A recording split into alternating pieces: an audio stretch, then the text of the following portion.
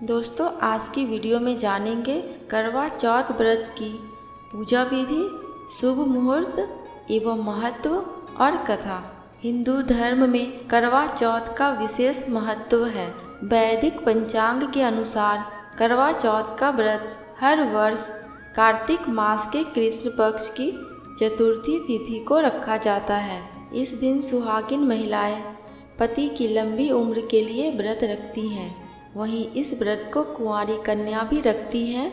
वे अच्छे वर की कामना के लिए करवा चौथ का व्रत रखती हैं। इस दिन महिलाएं चांद निकलने तक अन्न जल का त्याग करती हैं। साथ ही माता पार्वती, भगवान शिव और गणेश जी की पूजा भी करती हैं। इस साल करवा चौथ का व्रत 1 नवंबर 2023 को रखा जाएगा।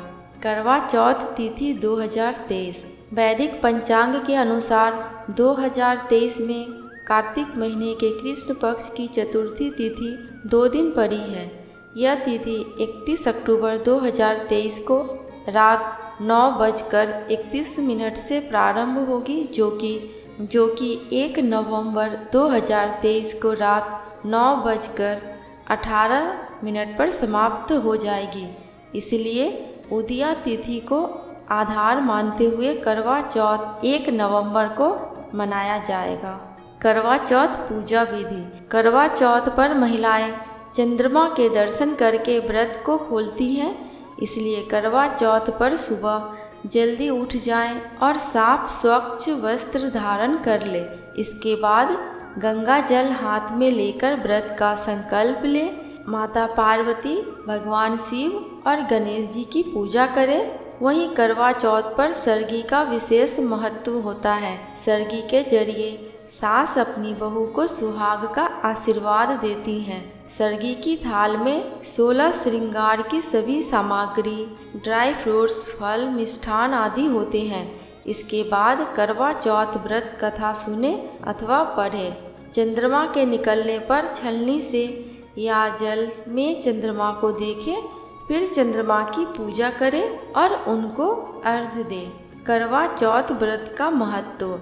इस दिन महिलाएं पति की लंबी उम्र के लिए निर्जला व्रत रखती हैं। शास्त्रों के अनुसार माता पार्वती ने शिव को पाने के लिए करवा चौथ रखा था।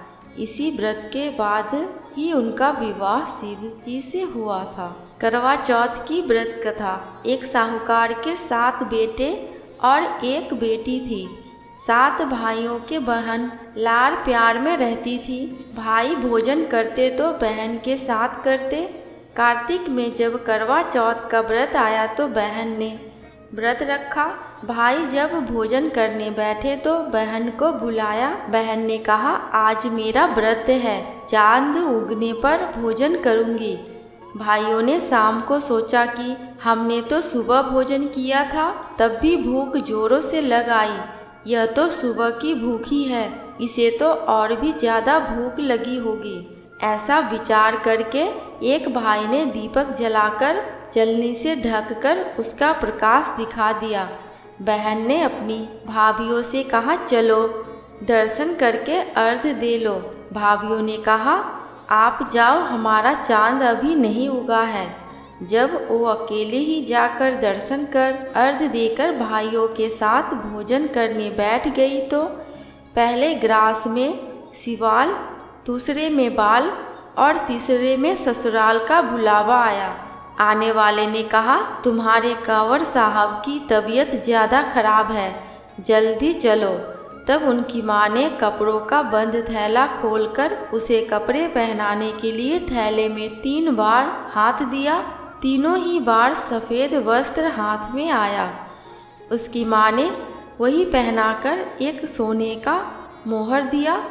जो तुम्हें सुहाग की आशीष देवे, उसे यह सोने का टका देकर पल्ले के गांठ दे देना। रास्ते में जो भी मिला वह उसके पैरों में पड़ती गई। सबने भाई भांजों के सुख का ही आशीर्वाद दिया। चलते चलते जब उसके ससुराल का दरवाज़ा आया तो दरवाजे में घुसते ही उसकी छोटी ननद खड़ी थी। वह उसके भी पैरों में पड़ी तो ननद ने उसे आशीष दी कि सपूती हो, 7 पूत की माँ हो, मेरे भाई को सुख दे। ऐसा सुनते ही भावज ने उसे झट से सोने का टका दे दिया। वह भीतर गई तो सास ने पीढ़ी नहीं दिया और रोकर बोली, मरा पड़ा है। बेचारी देखकर रोने लगी। लोगों ने समझाया बुझाया और उसके क्रियाक्रम की तैयारी करने लगे, पर उसने इन सब को रोक दिया। उसकी सास ने कहा, क्या मरा सेवेगी? उसने कहा, हाँ मैं मरा सेने लूँगी, आप कोई चिंता ना करें। उसकी जिद पर घरवालों ने एक अलग मकान में उसको रख दिया।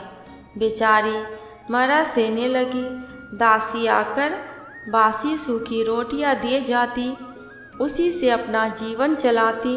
मंगसीर मास की चौथ आई, बोली करवा ले भाया प्यारी करवा ले, दिन में चांद उगानी करवो ले, घनी भुखाली करवो ले। वह बोली, माता मैंने नियम बिगाड़ा तो आप सुधारोगी, मुझे मेरा सुहाग देना पड़ेगा। चौथ माता बोली, मेरी बड़ी पौ की चौथ है, उससे अरज करना।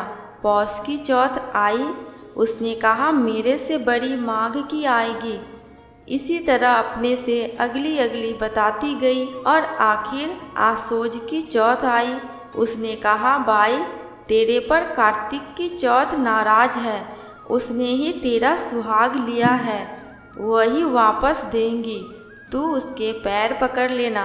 कार्तिक की चौथ आई, उसने गुस्से भर कर कहा, भरत भांडनी करवा ले, भाया प्यारी करवा ले, दिन में चांद उगानी करवा ले, घनी भुखाली करवा ले। पर साहूकार की बेटी उसके पैर पकड़कर बैठ गई। बोली, माता मेरी भूल हो गई, मैंने व्रत बिगाड़ा तो आप सुधारो। उसकी विनती देखकर चौथ माता को दया आ गई। वह खुश हो गई।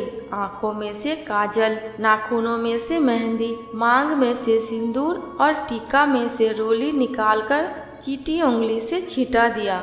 साहूकार का लड़का तुरंत बैठ गया। बोला, खूब नींद आई। उसकी स्त्री बोली, ऐसा भी क्या सोना, मुझे तो 12 महीने हो गए। उसने सारी बात उसे बताई। साहूकार का बेटा बड़ा खुश हुआ। उसने कहा, चौथ माता का उत्सव करना चाहिए।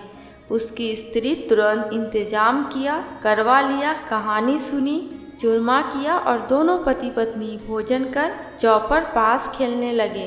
दासी आई बासी टुकड़े लेकर, देखे तो दोनों चौपर पास खेल रहे हैं। तुरंत वापस गई और उसकी सास से बोली कि वे तो चौपर पास खेल रहे हैं। साहूकार की स्त्री को विश्वास नहीं आया, झट से ऊपर और देखकर खुश हो गई। पूछा, यह क्या बात है? तब बहू ने सारी बात बताई। सास के पैर पकड़े, घर में आनंद छा गया। बेटों की माँ सब कोई 12 चौथ करना, 12 नहीं तो 4 तो अपने 7 पैरों की शक्ति के लिए जरूर करे।